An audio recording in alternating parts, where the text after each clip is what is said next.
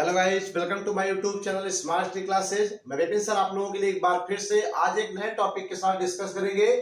कल अभी आपने देखा था जनसंख्या नियंत्रण क्या होता है, उसके बचाव क्या है, उससे नियंत्रण के उपाय क्या होते हैं और क्या क्या उसके दुष्परिणाम हो सकते हैं, जनसंख्या विस्फोट के क्या भयानक परिणाम हो सकते हैं, ये भी हमने आपको कल बताया था। ठीक है, और जनसंख्या को कैसे नियंत्रण किया जाए इसके बारे में भी हमने कल के वीडियो में आपको बताया। ठीक है, तो सभी लोग फटाफट हमारे वीडियो से जुड़ जाएं और अगर चैनल पे नए हैं चैनल को सब्सक्राइब कर लीजिए और साथ में बेल आइकन दबा लीजिए ताकि नोटिफिकेशन आपको मिलता रहे। ठीक है, आपका ये अपना स्मार्ट स्टडी चैनल लगभग सभी हिंदी बोर्ड के जो स्टूडेंट्स हैं, चाहे UP, MP, Rajasthan, UP, Bihar कहीं के भी हो, सबके लिए ठीक है आपके सब्जेक्ट ऑल सब्जेक्ट की तैयारी यहाँ पे कराता है।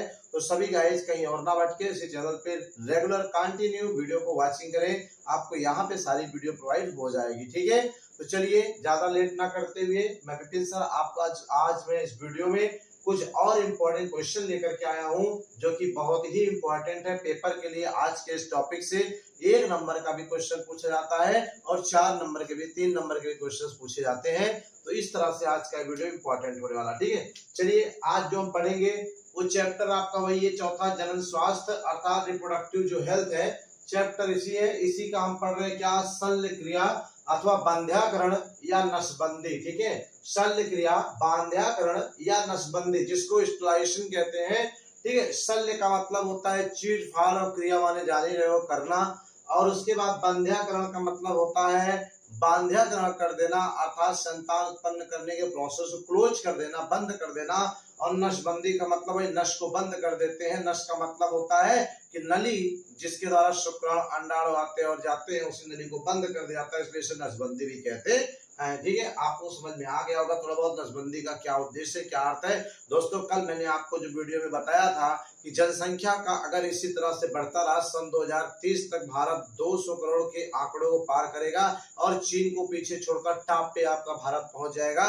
इसी जनसंख्या को रोकने के लिए, ताकि आने वाले समय में भारत जैसे देश में आपके रहने के लिए, खाने के लिए, चिकित्सा व्यवस्था, स्वास्थ्य सुविधाओं की कमी ना हो, प्राकृतिक संसाधनों की उपलब्धता बनी रहे, इसका खपत दोहन ना हो, इसके लिए सरकार ने क्या किया कि कुछ ऐसे उपायों को बताया है। उसी उपाय का ही एक पार्ट ये भी है आपका नसबंदी या बांध्याकरण। दोस्तों जब कोई नसबंदी करा लेता है तो किस लिए कराता है आपको पता है, इसलिए कराता है ताकि अगली संतान या अब उससे ज्यादा बच्चे ना हो, क्योंकि इससे ज्यादा अगर बच्चे होंगे तो उसके पालन पोषण में उसको प्रॉब्लम होगी और साथ में समाज में, देश में भी जनसंख्या वृद्धि में योगदान हो जाएगा, जिससे प्रॉब्लम होगी, देश पर भी संकट आएगा, परिवार पर भी और समाज पर भी। इसके लिए ही इसकी समस्या ना पैदा हो, इसके लिए यहाँ पे क्या नसबंदी कार्यक्रम सरकार ने चलाया था। और मैंने आपको कल के वीडियो में बताया था सबसे पहले इंदिरा गांधी की सरकार ने इस नसबंदी जैसे कार्यक्रम को चलाया था और जिसकी वजह से उनको बहुत ज्यादा विरोध झेलना पड़ा था देश में और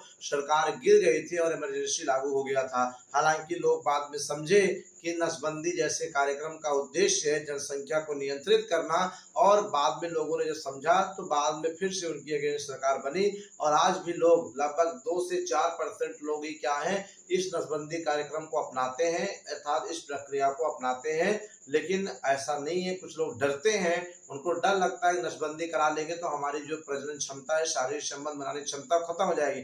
ऐसा नहीं, नसबंदी के पहले जैसे आपकी क्षमता थी नसबंदी के बाद भी वैसी क्षमता रहती है, बस फर्क होता है कि उससे प्रजनन के बाद उस शुक्राणु उसमें नहीं जा पाएंगे। ठीक है, आइए चलिए देखते हैं, हम लोग डिटेल पढ़ते हैं क्या होता है। तो भैया आज की हेडिंग है शल्य क्रिया, बांध्याकरण या नसबंदी। ये क्या होता है, तो यह एक जनसंख्या नियंत्रण की विधि है। ठीक है, नसबंदी कार्यक्रम क्यों चलाया गया, मैंने अभी कहा कि जनसंख्या को नियंत्रित करने के लिए अर्थात कंट्रोल करने के लिए ये आपका नसबंदी कार्यक्रम चलाया गया सबसे पहले सरकार के द्वारा। ये कोई पर्सनल किसी व्यक्ति या शिक्षित संगठन का कार्य नहीं है, इसको सरकार ने मेडिकल टर्म के तौर पर जो है इस प्रोसेस को लागू किया। तो यह एक जनसंख्या नियंत्रण की विधि है। इसमें क्या करते हैं, इसमें जो नर व मादा होती है दोनों में यह, ठीक है, दोनों में यह क्रिया संपन्न होती है। अर्थात जो नसबंदी कार्यक्रम है ये सिर्फ मेल में ही नहीं बल्कि फीमेल में भी संपन्न होता है, अर्थात मेल फीमेल दोनों में नसबंदी की जा सकती है। इसके अंतर्गत इसमें करते क्या है, इसके अंतर्गत जो मानव होता, मानव माने नर और मादा दोनों की बात कर रहा है, इसमें युग्मक संचार पथ, जो युग्मक संचार पथ मतलब जिस रास्ते से, जिस नली से युग्मक आता और जाता है, उसी नली को क्या करते हैं, काट कर अलग करके बांध दिया जाता है। ठीक है, काट कर अलग कर क्या करते हैं, बांध दिया जाता है, जिससे युग्मक अर्थात शुक्राणु व अंडाणु का स्थानांतरण क्या होता है, नहीं हो पाएगा, नहीं हो पाता है, जिससे गर्भधारण की प्रक्रिया भी क्या होती है, बाधित हो जाती है। गर्भधारण की प्रक्रिया भी बाधित हो जाती है।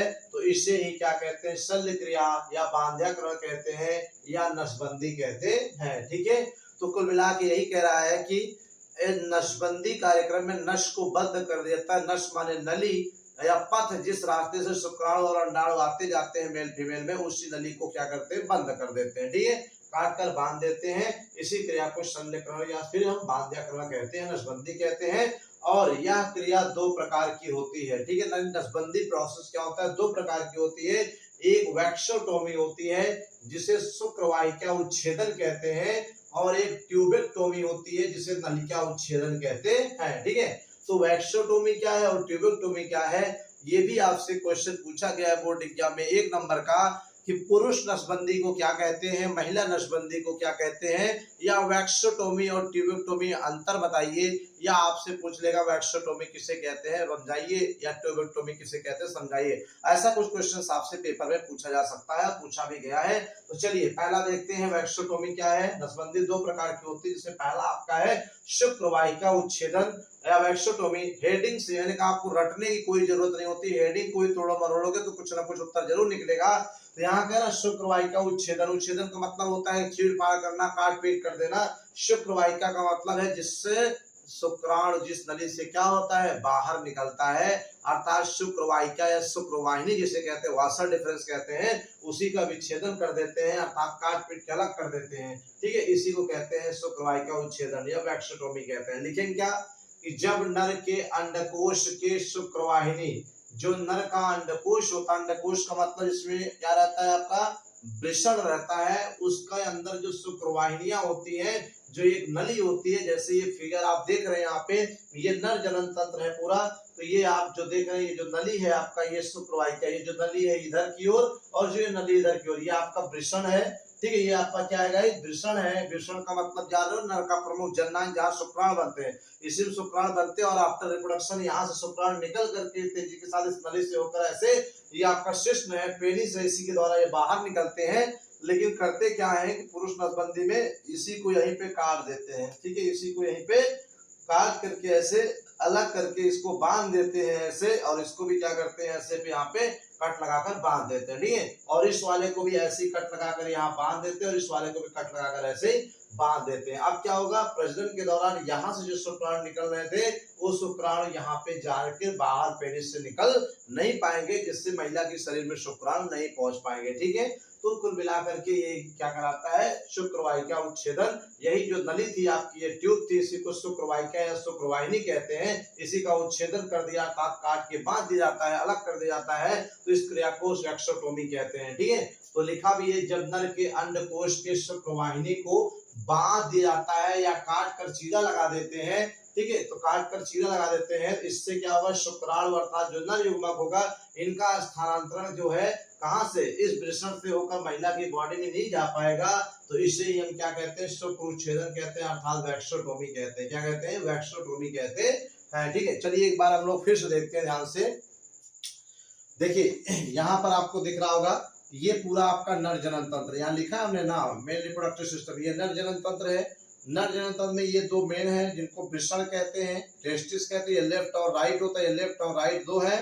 ठीक है, इस वृषण के अलावा इसके जो ऊपर ये नलिकाएं, यहाँ पे ऐसे ऐसे ऐसे मुड़ी हुई नलिकाएं होती हैं, जिसको अधिवृषण कहते हैं। इसमें भी इस तरह से अधिवृषण होता है, और अधिवृषण के बाद ये शुक्रवाहिनी जो नली है आपकी, ये गई है लेफ्ट और राइट, इस नली को शुक्रवाहिनी शुक्रवाहिका कहते हैं। ठीक है, शुक्रवाहिका इसलिए कहते हैं, शुक्रवाहिनी शुक्राणु वाहिका मतलब ले जाए। जब प्रजनन होता है, प्रजनन के समय जब आपका उत्सर्जन होता है, तो यहाँ पे ये क्या होता है, इसमें शुक्राणु बनकर इसलिए नली द्वारा यहाँ पे पेनिस से बाहर महिला की बॉडी में जाते हैं। और ये आपका शुक्राशय ग्रंथि होती है, प्रोस्टेट ग्रंथि होती है, बल्बो यूरिथ्रल ग्रंथि होती है, हमने आपको शुक्राशय क्या, प्रोस्टेट क्या, वर्बल से पढ़ा चुका है, लेकिन यहाँ पे हमको शुक्रवाहिका देखना है। यही नली शुक्रवाहिका है।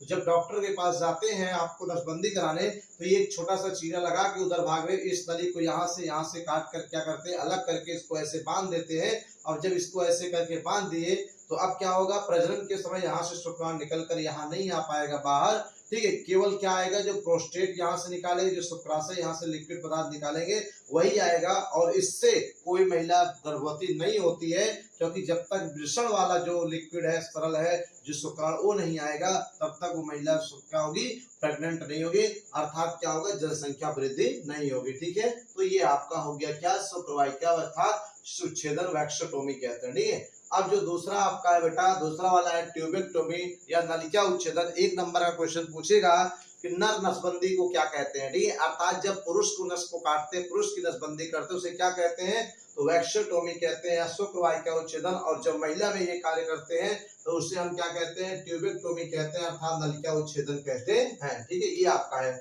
और दूसरा आपका है कि अब हम पढ़े ट्यूबेक्टोमी क्या होता है। यहाँ पे हमने लिखा है नलिका उच्छेदन या ट्यूबेक्टोमी। नलिका उच्छेदन, उच्छेदन का मतलब हमने कहा काट पीट कर देना, और नलिका का मतलब नली को, किस नली को, फैलोपियन नली को। फैलोपियन नलिका या डिंब वाहिनी जो महिला में पाया जाता है, उसी नली को क्या करते हैं, इसमें काट देते हैं। जैसे यहाँ काटा, ठीक वैसे ही काट कर बांध देते हैं, जिससे क्या होता है, शुक्राणु वहां नहीं जा पाता। ये देखिए भाई फिगर आपको यहाँ बनाया हमने, ये आपका क्या है, मादा जनन तंत्र है। और मादा जनन तंत्र में ये जो आपका है, ये अंडाशय है। हमने आपको पहले बता रखा है कि ये अंडाशय होते हैं, लेफ्ट और राइट 2 अंडाशय हैं।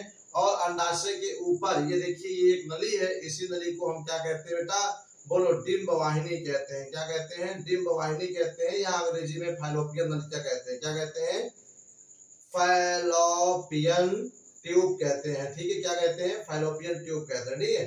होता क्या है, जब महिला को नसबंदी करना होता है तो उसके उधर भाग का मतलब नाभि के नीचे वाला जो भाग है, जहाँ जननांग है, ये वही हल्का सा चीरा लगा के क्या करते हैं, इसी फैलोपियन नलिका को कट कर देते हैं, और ऐसे कट करके इसे यहीं पे बांध देते हैं, और इसे भी यहाँ पे बांध देते हैं। और इस वाले की नली को भी क्या करेंगे, इधर से बांध देंगे, इधर से बांध देंगे। अब क्या होगा, जब कोई पुरुष से प्रजनन करेगा, शुक्राणु जब यहाँ से ऐसे भागेंगे, ठीक है, ऐसे आए कि वो जब चलेंगे, तो यहाँ पे ये रास्ता बंद है, अर्थात इसको यहाँ पे ब्रेक कर दिया गया।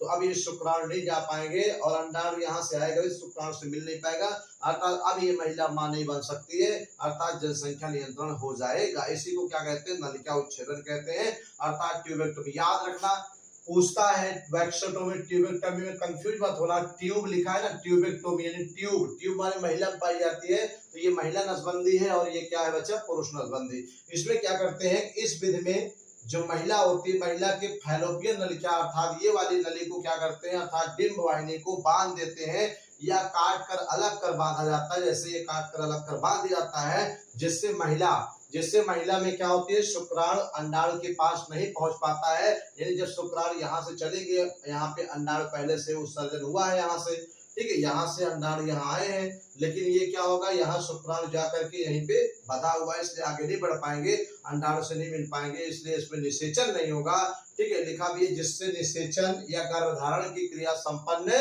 नहीं होती है, तो इस क्रिया को ही क्या कहते हैं, नलिका उच्छेदन या ट्यूबेक्टोमी कहते हैं, या इसे महिला नसबंदी कहते हैं। क्या कहते हैं, महिला नसबंदी कहते हैं, ठीक है। तो आपका ये क्लियर हो गया। ये आपका मादा जननांग था, इसमें ये अंडाशय, एक लेफ्ट और राइट 2 अंडाशय हैं, और ये पूरा गर्भाशय होता है, पूरा बीच वाला भाग। और इस गर्भाशय अंडाशय के बीच में जो ये नली आपको यहाँ दिख रही थी, इस दोनों तरफ इसी नली को डिंब वाहिनी, अंडवाहिनी या फैलोपियन नलिका कहते हैं। इसी को महिला नसबंदी करते समय काट के बांध देते हैं, जैसे फिगर में दिखाया गया है, जिससे शुक्राणु यहाँ पे अंडाणु के पास नहीं जा पाते हैं, और महिला प्रेग्नेंट होने से बच जाती है। तो कुल मिला के ये क्या है, ट्यूबेक्टोमी, वैक्सोटोमी क्या है, महिला नसबंदी और पुरुष नसबंदी। इसका काम क्या होता है, जनसंख्या नियंत्रण में योगदान देना, ठीक है, यही इसका काम होता है, ठीक है। तो इस तरह से आपका क्या हो गया, आज के इस वीडियो में हमने आपको शल्य क्रिया बांधव्यकरण नसबंदी बताया। इसके 2 प्रकार बताया, शुक्रवाहिका उच्छेदन वैक्सोटोमी और नलिका उच्छेदन ट्यूबेक्टोमी, हमने आपको 2 बताया, ठीक है। तो आई थिंक आपको ये समझ में आया होगा। चलते हैं अब नेक्स्ट टॉपिक की ओर। हम पढ़ेंगे एमटीपी क्या होता है, मेडिकल टर्मिनेशन ऑफ प्रेगनेंसी क्या होती है, उसको देखेंगे। लेकिन उसके पहले इसका एक स्क्रीनशॉट लीजिए, फिर चलते हैं एमटीपी के बारे में हम लोग पढ़ेंगे। चलिए नोट कर लिया होगा आप लोगों ने। अब जो हमारा टॉपिक चल रहा है वो उससे भी ज्यादा इंपॉर्टेंट है, पेपर के लिए कि चिकित्सीय सगर्भता समापन। अब हम लोग इस टॉपिक के बारे में पढ़ेंगे और इसको मेडिकल टर्मिनेशन ऑफ प्रेगनेंसी कहते हैं। चिकित्सीय का अर्थ होता है मेडिकल और सगर्भता माने गर्भधारण अर्थात टर्मिनेशन ऑफ प्रेगनेंसी। ठीक है, इसको हम पढ़ेंगे। इसको शॉर्ट में एमटीपी लिखते हैं। क्या लिखते हैं? MTP. M for medical, T for termination of, P for pregnancy. ठीक है, ये आपका एमटीपी हो गया। तो पूछा जाता है एमटीपी क्या है, कभी कभी संक्षिप्त पूछे एमटीपी क्या है, या कभी कभी पूरा नाम लेगा चिकित्सीय सगर्भता समापन क्या है। तो बच्चों मैंने अभी आपको बताया, कुछ रटने की जरूरत नहीं है, केवल आप ध्यान दीजिए अपने टॉपिक पर और अपने आप हेडिंग पर थोड़ा सा ध्यान दिया करिए, वो कुछ ना कुछ जरूर बता देता है। समापन का मतलब होता है समाप्त कर देना, और सगर्भता माने गर्भधारण को, अर्थात जब पेट में बच्चा रहे, भ्रूण रहे। और चिकित्सीय का मतलब होता है चिकित्सा के द्वारा, अर्थात दवाओं के द्वारा, सुई के द्वारा या डॉक्टर की सहायता से। ठीक है, जब क्या किया जाता है? समाप्त कर दिया जाता है। किसको? सगर्भ को, अर्थात गर्भधारण को। अर्थात जब किसी महिला के गर्भाशय में पल रहे बच्चे को या भ्रूण को क्या कर दिया जाए? चिकित्सा की सहायता से, डॉक्टर की देखरेख में, दवाओं के माध्यम से क्या कर दिया जाए? समाप्त कर दिया जाए। तो इस क्रिया को हम क्या कहते हैं? एमटीपी कहते हैं, अर्थात चिकित्सीय सगर्भता समापन कहते हैं। ठीक है, लिखेंगे कैसे? आइए देखते हैं इसे लिखा कैसे जाएगा। ठीक है, तो लिखेंगे यहाँ पे कि माँ के जो गर्भ होता है, ठीक है, माँ के गर्भ में या गर्भाशय कह लीजिए, गर्भ में पल रहे बच्चे या भ्रूण को, ठीक है, डॉक्टर, एक प्रशिक्षित डॉक्टर, ठीक है, डॉक्टर या दवाओं के माध्यम से, ठीक है, माध्यम से समाप्त करना। ठीक है, क्या करना? समाप्त करना ही क्या कहलाता है? चिकित्सीय, ठीक है, चिकित्सीय सगर्भता समापन कहलाता है। ठीक है, चिकित्सीय सगर्भता समापन कहलाता है, समापन कहलाता है। ठीक है, अभी हमने आपको कहा कि इस प्रक्रिया को, इसे संक्षिप्त में अगर हम बात करें, ठीक है, इसे संक्षिप्त में एमटीपी कहते हैं। क्या कहते हैं? एमटीपी कहते हैं। एमटीपी क्यों कहते हैं? एम का मतलब होता है मेडिकल, टी का मतलब टर्मिनेशन, पी माने प्रेगनेंसी होता है, अर्थात चिकित्सीय सगर्भता समापन कहते हैं। चलिए, तो मैंने यहाँ पे लिखा है कि जो माँ होती है, लेडी होती है, फीमेल होती है, उसके गर्भ में, गर्भाशय में जो पल रहा बच्चा है या भ्रूण है, ठीक है, उसको डॉक्टर की सहायता से या दवाओं के माध्यम से क्या कर दिया जाता है? समाप्त कर दिया जाता है। तो इस क्रिया को हम क्या कहते हैं? चिकित्सीय सगर्भता समापन कहते हैं, और इसे संक्षिप्त में हम एमटीपी भी कहते हैं। क्या कहते हैं? एमटीपी भी कहते हैं। ठीक है, तो ये आपका क्लियर हो गया कि एमटीपी क्या होता है। अच्छा, एक बात यहाँ पे समझ में आनी चाहिए आपको कि आखिर किसी के माँ के गर्भ में पल रहे बच्चे को क्यों समाप्त करेगा? कोई डॉक्टर उसे क्यों खत्म करे, क्यों मारेगा? तो आपके बात में, आपके दिमाग में ये बात आनी चाहिए। तो दोस्तों, दो ही रीजन हो सकता है, या तो माँ के पेट में पल रहे बच्चे में जब उलवेधन करते हैं, उलवेधन करके रोग का पता लगाते हैं, अगर उस बच्चे में ऐसा कोई बीमारी, ऐसी कोई रोग है जिससे उसके पैदा होने पर उसके जान को या माँ की जान को खतरा है, तब क्या करेंगे? उस भ्रूण को पलने नहीं दिया जाता है, ताकि माँ की जान को खतरा ना हो, बच्चे की जान को खतरा ना हो, या बच्चे कोई रोग जनित या ऐसे कोई रोग लेके पैदा ना हो जिससे उसे पैदा होने के बाद पूरी जिंदगी झेलना पड़े। ठीक है, इसके लिए उस भ्रूण को नष्ट कर देना ही उचित होता है, जिससे माँ के भी जान को खतरा नहीं होगा और बच्चे का भी कोई बहुत ज्यादा वो नहीं होगा। ठीक है, इसीलिए। और दूसरा रीजन है कि जैसे मान लीजिए किसी महिला में, किसी लेडी के साथ रेप जैसी घटनाएं होती हैं, बलात्कार जैसी घटनाएं हो जाती हैं, तो उस घटना के बाद यदि उस महिला के पेट में, भ्रूण में, गर्भाशय में बच्चा पल रहा है और वो महिला अभी कुंवारी है, वो लेडीज कुंवारी, से शादी नहीं हुई है, तो अगर उस बच्चे से मान लीजिए उसकी एज भी 18 से कम है, अवयस्क है, तो ऐसी स्थिति में अगर वो बच्चे को जन्म देगी, कहीं न कहीं उसके शारीरिक स्वास्थ्य और उसकी जान को खतरा रहेगा। यदि ऐसी कंडीशन है तो डॉक्टर जांच के बाद उसको रिपोर्ट करते हैं, वो रिपोर्ट न्यायालय में जाता है और न्यायालय के द्वारा ही उसको क्या किया जाता है? समाप्त करने का आदेश दिया जाता है। इस बात को आप खुद से नहीं कर सकते, हालांकि कुछ लोग इसका अवैध उपयोग कर रहे हैं। क्यों?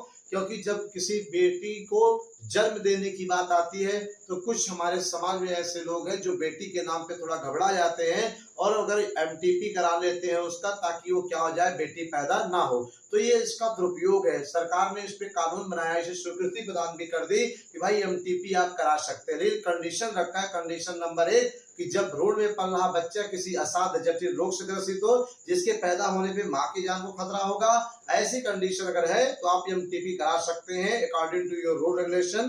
ठीक है। और दूसरा तब कि जब किसी महिला में, ठीक है, रेप या बलात्कार जैसी घटना के बाद मान लीजिए उस बच्चा ठहर गया और उस बच्चे से उस मां को नुकसान है, उस मां को करवाए, तो न्यायालय के आदेश के अनुसार क्या कर सकते हैं, उसका एमटीपी कराया जा सकता है। अब सवाल ये है कि जब पेट में बच्चा पल रहा है तो एमटीपी कब कराएं? 1 महीने, 2 महीने, 3 महीने, 4 महीने, 5 महीने, 6 महीने, 8 महीने या 9 महीने पे कराएंगे? किस टाइम एमटीपी कराना जो है उचित होता है और कितने सप्ताह तक, कितने दिनों तक के भ्रूण को हम खत्म कर सकते हैं, ये भी एक इम्पोर्टेंट फैक्ट यहाँ पे होता है। ठीक है। तो यहाँ पे अभी हम लिखेंगे पहले आपका कि एमटीपी के कारण, यहाँ पे लिखेंगे कि एमटीपी अर्थात ये जो आपका प्रोसेस है, ठीक है, चिकित्सीय सगर्भता समापन, चिकित्सीय सगर्भता समापन जो है, ठीक है, के कारण ये क्या कारण है, ठीक है, क्या कंडीशन है, तो ये आपको बताना पड़ेगा। ठीक है। तो यहाँ पे कहेंगे इसके 2 ही कारण हैं, इसके 2 मुख्य कारण हैं एमटीपी करने का। ठीक है। आपसे कोई पूछे, पेपर में पूछे तो आप बता सकते हैं कि एमटीपी के कितने कारण हैं? 2 कारण हैं। ठीक है। कौन सा कारण है? Exam number 1, number 2। नंबर 1 में आप लिखेंगे, अभी मैंने आपको बताया कि जब क्या हो, भ्रूण में पल रहे बच्चे में, भ्रूण में पल रहे, ठीक है, पल रहे, भ्रूण में पल रहे बच्चे में, ठीक है, कोई असाध्य, ठीक है, असाध्य मतलब जिसका इलाज ना हो, जिसे साधा ना जा सके, कोई असाध्य जटिल गंभीर बीमारी, ठीक है, बीमारी हो जिससे मां के जान को भी, ठीक है, मां के जान को भी क्या होता है, खतरा होता है। ठीक है, खतरा होता है, तो उसे एमटीपी कराना उचित होता है। ठीक है, एमटीपी कराना उचित होता है, जिससे मां की जान बच जाती है। ठीक है, जिससे क्या होती है, मां की जो जान है वो क्या होती है, बच जाती है। अगर मां बच गई तो बच्चा बाद में फिर से क्या हो जाएगा, दोबारा गर्भ धारण करके जन्म दे सकती है। ठीक है। तो क्या पहला रीजन, इसके 2 मुख्य कारण है। एमटीपी कराने के क्या कारण है, अगर आपसे पूछा जाएगा तो आप बताइएगा कि पहला, इसके निम्न 2 कारण है। पहला है जब भ्रूण में पल रहे बच्चे में कोई असाध्य, असाध्य का मतलब जिसे साधारण जिसका कोई इलाज ना हो, ठीक है, और जटिल गंभीर बीमारी हो। ठीक है, ये बीमारी आनुवंशिक बीमारी भी हो सकती है जिससे मां के जान को भी खतरा होता है। तो ऐसे कंडीशन में क्या किया जाता है, डॉक्टर सलाह देते हैं कि इसका एमटीपी करा लीजिए। ठीक है। तो ऐसे एमटीपी कराना ही उचित होता है, जिससे मां की जान भी बच जाती है। ये पहला रीजन हो गया। और दूसरा रीजन मैंने अभी आपको बताया, ठीक, क्या बताया दूसरा रीजन, कि जब किसी महिला के साथ, ठीक है, जब किसी महिला के साथ बलात्कार, जब किसी महिला के साथ बलात्कार की घटना, ठीक है, घटना होती है, जिससे अगर उस महिला के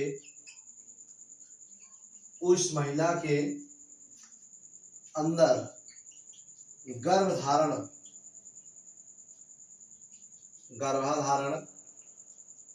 होता है, ठीक है, जिससे उस महिला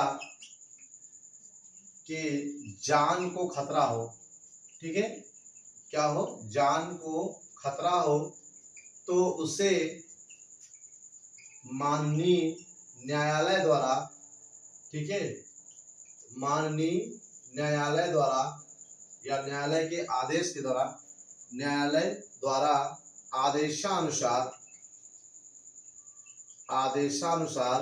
ठीक है, डॉक्टर की निगरानी में एमटीपी कराया जाता है, एमटीपी कराया जाता है। ठीक है, तो दूसरा रीजन क्या हुआ दोस्तों कि जब किसी महिला के साथ बलात्कार हो जाए, दुर्व्यवहार हो जाए, बलात्कार की घटना हो जाए, जिससे अगर उस महिला के ठीक है अंदर क्या हो जाए, गर्भधारण हो जाता है, अर्थात भ्रूण बनता है, बच्चा पलने लगता है, जिससे उस बच्चे से उस महिला के जान को खतरा होता है। जान को खतरा कब होगा, जब कोई लड़की मान लीजिए 16 साल की है, 17 साल की है, 14 साल की है, अगर ऐसी महिलाओं के साथ भी हमारे समाज में ऐसी घटनाएं सुनने को आती हैं, अगर ऐसी लड़की ऐसी महिला में क्या होता है, गर्भधारण होता है, तो उसका शरीर उसके लिए तैयार नहीं होता है। ऐसी स्थिति में प्रसव के दौरान उसकी जान भी जा सकती है। तो उस महिला की जान को खतरा हो तो माननीय उच्च न्यायालय के आदेशानुसार, संज्ञानानुसार डॉक्टर की एक निगरानी में क्या किया जाता है, उसका एमटीपी करा दिया जाता है, जिससे कि जो महिला है उसकी जान क्या होती है, बच जाती है। तो एमटीपी इसके लिए भी बनाया गया है। लेकिन ठीक है, इसका दुरुपयोग लोग कर रहे हैं कन्या भ्रूण हत्या करने में भी, यानी किसी महिला के अंदर अगर कन्या है, बच्ची पैदा हो रही है, तो बहुत सारे लोग उसको भी क्या करते हैं, किसी बीमारी के रोग को दे करके उससे भी डिस्पोज करा देते हैं, जो कि बहुत ही गलत बात होता है। ठीक है, ऐसा करना उचित नहीं होता है, क्योंकि इसके भयानक दुष्परिणाम भी मिलते हैं। ठीक है, तो ये दो रीजन हो गया। अब भाई यहाँ पे एक जो नोट पॉइंट आप पढ़ेंगे दोस्तों, कि नोट पॉइंट क्या पढ़ना है आपको, कि कितने, मैंने कहा कितने दिन तक के गर्भ को, आपके पता चला किसी महिला में 6 महीने हो गए, 8 महीने हो गए, 9 महीने हो गए, तो आखिर कितने महीने तक की महिला में गर्भ को खत्म किया सकता है। तो यहाँ पर आप देखते हैं कि सामान्यतः नॉर्मली जो बात करें अगर हम, ठीक है, सामान्यतः 12 सप्ताह, अब आप समझ गए, 12 सप्ताह मतलब 84 दिन के आसपास, लगभग 3 महीना। ठीक है, 12 सप्ताह तक के गर्भ का एमटीपी कराया जा सकता है, ठीक है, कराया जा सकता है। ये आपका नॉर्मली है। ठीक है, अगर आपसे पूछा जाए कि जो एमटीपी किया जाता है, एमटीपी की अवधि क्या होती है, तो आप कहेंगे अगर किसी महिला में 84 दिन का भ्रूण है, बच्चा है, अर्थात 12 सप्ताह तक का है, तो ऐसी महिला में अगर उस भ्रूण में कोई बीमारी है, तो उसके गर्भ को, उसके भ्रूण को इतने दिन के अंदर क्या कर दिया जाता है, समाप्त आसानी से डॉक्टर के द्वारा कर दिया जाता है, इससे कोई दिक्कत नहीं होती है। लेकिन अगर किसी महिला में मान लीजिए 12 सप्ताह के बाद ये पता चलता है, तो उस महिला में एमटीपी कराने में थोड़ी मुसीबत होती है, थोड़ी प्रॉब्लम्स होती है, क्योंकि 3 महीने बाद बच्चा बन जाता है, लगभग उसके सारे अंश बन जाते हैं, फिर धीरे धीरे शिशु का जब विकास होता है, तो फिर वहां से थोड़ा सा एमटीपी करना जटिल होता है। हालांकि कुछ मामलों में देखा गया है कि 24 सप्ताह तक, अर्थात 24 सप्ताह का मतलब इसका दूना, अर्थात 3 दूनी 6 महीने, लगभग 5.5 महीने का भी भ्रूण को एमटीपी किया गया है। लेकिन जितना ज्यादा दिन होगा उतना ही एमटीपी करने पर माँ की जान को भी खतरा होगा, उसके सेहत को भी खतरा होगा। इसलिए ज्यादातर अगर बात की जाए तो एमटीपी कराने की जो अवधि निर्धारित की गई नॉर्मली वो क्या है, 12 सप्ताह अर्थात 84 दिन तक ही होती है। ठीक है गाइस, तो ये आपका क्या हुआ, ये एमटीपी होता है। ठीक है, अब आपको समझ में आ गया। एक बार फटाफट अब फिर देखते हैं, ये इंपॉर्टेंट है पेपर के लिए कि चिकित्सीय सगर्भता समापन किसे कहते हैं, अर्थात मेडिकल टर्मिनेशन ऑफ प्रेगनेंसी, अर्थात एमटीपी किसे कहते हैं। तो मैंने कहा आपको ज्यादा रखने की जरूरत नहीं है। चिकित्सीय माने व्यवस्था, आप समझ रहे, चिकित्सीय का मतलब होता है डॉक्टर्स के द्वारा सगर्भता माने गर्भधारण को, समापन माने समाप्त करना, यानी जब किसी महिला में गर्भधारण को अर्थात भ्रूण को, बच्चे को चिकित्सा के द्वारा क्या किया जाए, खत्म कर दिया जाए, नष्ट कर दिया जाए, तो उसे हम एमटीपी कहते हैं, मेडिकल टर्मिनेशन प्रेगनेंसी कहते हैं, अर्थात क्या कहते हैं, चिकित्सीय सगर्भता समापन कहते हैं। अब कहता है इसके रीजंस क्या है, इसके कारण क्या है, तो आपको इसके कारण और रीजंस के बारे में बताना पड़ेगा। तो कारण इसके 2 प्रमुख है, मैंने अभी आप बताया कि यदि भ्रूण में पल रहा बच्चा कोई असाध्य, ठीक है, असाध्य, जटिल और गंभीर बीमारी से ग्रसित है जिसकी वजह से मां के जान को खतरा है, तो ऐसी स्थिति में डॉक्टर की निगरानी में उसका एमटीपी करा देना ही उचित होता है, ठीक है। और इसके लिए सरकार ने अलाउ भी किया है कि अगर ऐसी कंडीशन है, ऐसी कंडीशन है तो उसका एमटीपी डॉक्टर्स कर सकते हैं, ठीक है। और दूसरा मैंने कहा जब किसी महिला के साथ दुर्व्यवहार हो जाए तो ऐसी स्थिति में अगर उस महिला के अंदर भ्रूण ठहर जाए, बच्चा ठहर जाए, जिससे उस महिला के अवस्थ होने का जान को उसके खतरा है, तो ऐसी स्थिति में भी माननीय न्यायालय के आदेशानुसार डॉक्टर्स की निगरानी में उसका भी एमटीपी करा दिया जाता है, ठीक है। और इसका जो अवधि है, पीरियड है, टाइम पीरियड सामान्यतः 12 सप्ताह अर्थात 84 दिन का है, तब एमटीपी आसानी से किया जा सकता है। लेकिन अगर इसके ऊपर जितना ज्यादा बढ़ता जाएगा, एमटीपी करने पर मां की जान को भी खतरा ही क्या होगा, बढ़ता चला जाएगा, ठीक है। लेकिन हमने कहा कुछ मामलों में देखा गया है कि 24 सप्ताह, कितना, 24 सप्ताह, ठीक है, 24 सप्ताह तक के जो भ्रूण है, भ्रूण का एमटीपी कराया गया है, ठीक है, कराया गया है। लेकिन यह, ठीक है, क्या होता है, जटिल होता है, जटिल व रिस्की होता है, ठीक है। रिस्की इसलिए होता है कि इसमें मां की भी जान जा सकती है एमटीपी करते समय, ठीक है। तो ये आपका रहा। तो इस तरह से आपका ये टॉपिक, आपका एमटीपी वाला टॉपिक भी क्या हो गया दोस्तों, पूर्ण रूप से खत्म हो गया, ठीक है। तो आज के हमने इस वीडियो में आपको बांध्यकरण समझाया, नसबंदी क्या होता है, नसबंदी में 2 प्रकार पढ़ाया, वैक्सोटोमी, ट्यूबेक्टोमी पढ़ाया, ठीक है। उसे हम महिला नसबंदी क्या कहते हैं, ट्यूबेक्टोमी, और पुरुष नसबंदी को वैक्सोटोमी कहते हैं। ये भी 1 नंबर का क्वेश्चन पूछा जाता है। और आपके बोर्ड एग्जाम में साथ में चिकित्सीय सकर्मता समापन एमटीपी किसे कहते हैं ये भी बताया, और इसके रीजन क्या है, कब किया जाता है, और इसका अवधि क्या होता है, ये भी हमने आपको इस वीडियो में क्लियर किया, ठीक है। चलिए अब मिलते हैं नेक्स्ट वीडियो में। अब कल के वीडियो में चैप्टर खत्म हो जाएगा, फिर हम चलेंगे आनुवांशिक और जेनेटिक्स की ओर, ठीक है। परसों से हमारा आनुवांशिक और जेनेटिक्स चलेगा। तब तक के लिए thank you for watching this video guys, thank you, जय हिंद।